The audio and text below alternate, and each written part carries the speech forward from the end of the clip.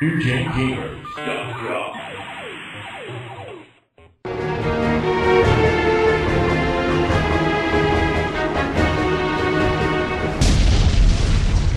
Hello everybody, this is Duck, and I'm going to be playing Quicks here for the 5200. Basically, the idea of this game is you have your two Quicks there, as you can see. You start out with one, and as you progress to the game, you get more and more, which we're going to start over, but luckily we got to see that. The idea is you have to trap the Quicks. So, you're this little avatar, whatever you would prefer it to be. You make up your own mind on the Atari system. And actually, every other version of Quicks afterwards, they've never really changed it much more than a target. But I can make these large blue blocks, as you can see. Now, my cursor will move faster as he makes trails if I hit that one. I can also make smaller ones that are worth, or slower ones that are worth more points. As you see, the beige or brown or whatever it is. That's going to be worth more because it goes slower.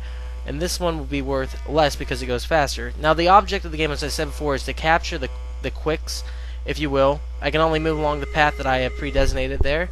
And also, there are bombs that are chasing me. Now, this was an arcade game, and the only reason I know about it is my father loved it. He literally went out one time during the mid-90s to buy it for the Game Boy because he loved the game so much. So, quick shout-out to my dad there. There have been numerous versions of this released over the years. Most notable, a lot of the Japanese versions that added really cutesy graphics and did not change the gameplay at all. Such as you filled, instead of blue or brown, as you filled the areas, it would come up with flowers or whatever pattern of wallpaper you could create. Well, with this being a Taito game, yeah, you would expect that. But as you can see, I'll get up to about 65% and it'll close the level as it goes. The goal is to get as much as possible. The most I think I've ever gotten on a version of Quicks is 97%, which is pretty damn good. Also, in later versions, I'm not sure about this one, you could trap the Quicks in one or other side of the square, like your fill area. If you did that, you got 100%. But this game is very difficult to control on this controller because, as we've stated before, it does not spring back into place. I know we keep going back to it, but it is so difficult, and that really comes up in every game. But it's affecting every game. That is a huge drawback, and as I said before, we saw this in the 80s even. People were complaining about this. It was not solid, and it should have been solid. They should have did something about it at launch, but being Atari at the time, they could have canned shit and sold it, so whatever. At least they thought they could. But yeah, this is pretty much it for Quicks. I think it's a fun game. I've always enjoyed it. And here on the Atari 5200, it's pretty much the same. It's been the same since it originally came out, and it's the same now. We see graphical updates. That's about it. So I say that's a good look at that game, and I think we should move on to our next game. All right.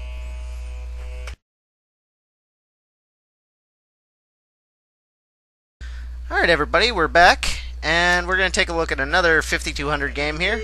This one is a classic from Galaxian. The Galaxian. From Namco. From Namco, who was on top of the world for their breakout title, Space Invaders. Pac-Man. Well... Taito was Space Invaders.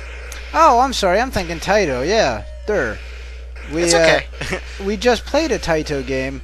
Yes, so this is your, I guess their stab at the Space Invaders formula. And what they did was they added the effect of sending the invaders down at you at a much quicker pace, kind of just in attack formations. And they went more into this when they developed Galaga. Yeah, this really set a template for beyond what Space Invaders did for how shooters would be. And as Ray said, Galaga was the extension of this that they came out with later on, and both are great games. I mean, these are Namco classics. Yeah, you'll find this on just about every Namco arcade disc that they have out there these days. And of course, we've seen the Space Doom done to death on the Atari systems, but this is all they knew to do at the time. This was... It was still a burgeoning industry. It was still burgeoning. They were trying to come up with different ideas, and a lot of times the best idea was to take the one that you already saw. And I hate to go back to it, but it really is an overlying theme. My hand really hurts playing this. Oh yes, the system definitely causes some hand issues. Because you have to hit the bottom fire button. I've tried hitting the top one, it doesn't work. I think it's just designed where you hit the bottom fire button. And the way I have to hold the controller, it just feels like it's digging into my palm. So not an enjoyable experience. Visually, it looks great. Oh, it's a great port of the arcade version. Now, so this was another one from Namco, and as we said, Atari had huge support from basically the kings of the arcade, Namco, Taito, and Midway. They bought a lot of that arcade support in the early days when Bushnell was still there. Yeah, you know, Atari made early deals with these guys to bring it onto the Atari 2600, and that retained through. Unfortunately for them, though, the next generation of up-and-coming video game companies, such as Konami, such as Nintendo, such as Sega, began signing deals with Coleco, and they had some stuff that was radically different than the Space Doom titles.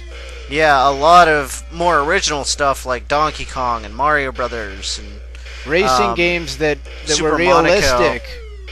So, you know, you started seeing different things on the ColecoVision that were not offered on the Atari, and that's how Coleco really found their niche, and so that hurt this system too, because no longer could they tout having all of the best arcade hits, because Coleco scooped up what was left.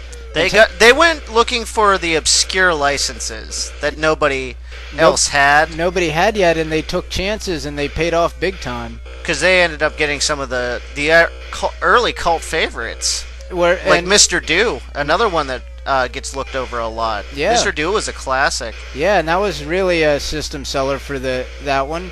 And, you know, the Intellivision at the time was pushing a lot of original titles, doing a lot of their own in-house development for the home system exclusively, whereas we see a lot of arcade stuff here. Yeah, the main thing with Intellivision is their in-house design team was so good that... That, and they had George Plimpton advertising for them.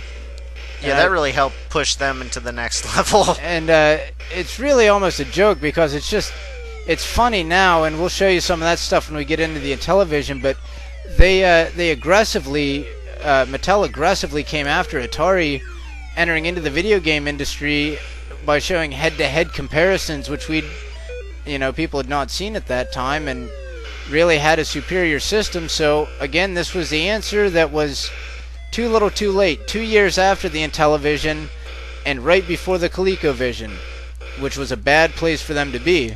And unfortunately right before the crash. Yeah, just everything was bad about this system in the marketplace, but the thing is, good hardware. The hardware itself is really good hardware. Yeah. It was built on the 400 and 800 computer line. Yeah, so this was essentially running a top-of-the-line computer system as a video game system.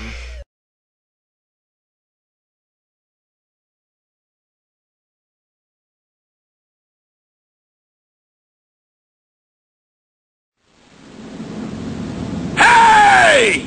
Yes? You look like a real jerk. Well, I am a corporate executive. He stops exciting things from happening. So what you doing? Well, Muffy, Buffy, Biff Jr. and I are going on our Sunday drive. Oh, no, you ain't. You're gonna play pole position!